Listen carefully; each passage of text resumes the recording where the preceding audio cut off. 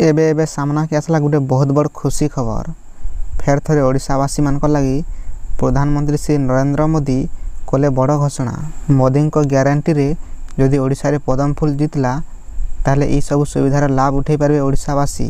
काना रही update video के लास्ट तक देखुन। जदि आमर चैनल रे नुआ छन वीडियो को लाइक कर चैनल के सब्सक्राइब कर दउन। पश्चिम ओडिशार बलांगीर आरु बरगढ़ सभा मंच रे ओडिशार सब चाषी मान को मोदी ग्यारंटी दे कहिछन जे वर्तमान चाषी जे रेट रे धान बिकुछन तारनु 2 गुणा बढ़ी जिबा धान रेट। इटा मोदी चाषी को देछन प्रतिश्रुति।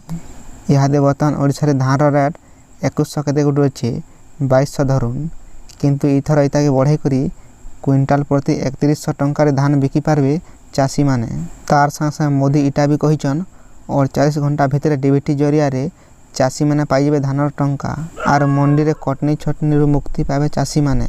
धानर प्रकृत मूल्य सीधा चाषी मानकर खाता रे पड़वा बोली घोषणा करछन प्रधानमंत्री।